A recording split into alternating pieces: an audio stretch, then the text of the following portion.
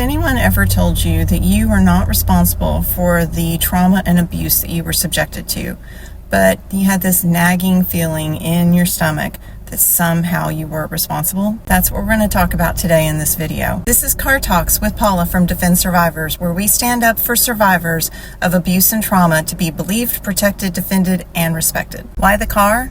Because isn't that where we all sit with our Starbucks and have our best conversations? In this video, we're going to talk about why we have those feelings of guilt, where they come from, why they're not true. We tell survivors that abuse is not their fault, but deep down, that's really hard to believe, isn't it? Most of us feel deep down that there was something we did wrong or something that we could have done to prevent it. But why?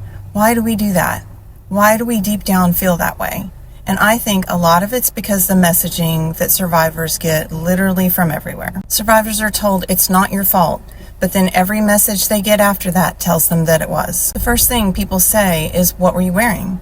Why did you go that way? Did you know this person? Did you scream? Did you fight?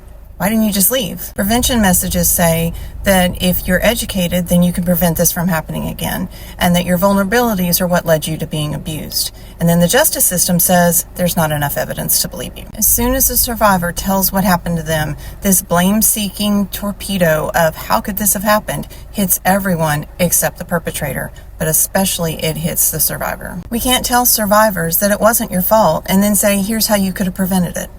We can't tell them that nothing about them made this happen and then say your vulnerabilities are what made you susceptible to being abused, because it's not true. We can't say it's not your fault and then say here's how it was your fault. The truth is your choices did not cause you to be abused. A perpetrator's choices caused the abuse.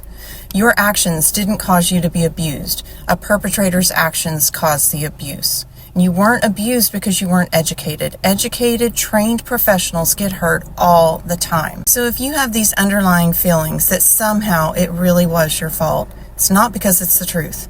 It's because of the conditioning and the messaging that you're getting literally everywhere. So we need to stop these victim blaming messages, and we need to tell survivors the truth.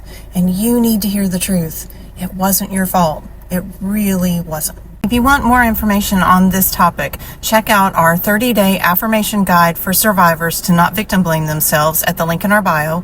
Also check out our blog on Substack, where we go into more detail in our quote of the day blogs on each of these affirmations. If this video was helpful to you, please like and subscribe. It helps us so much to get these messages out to other survivors, and hit the notifications bell so you know when we have new videos available.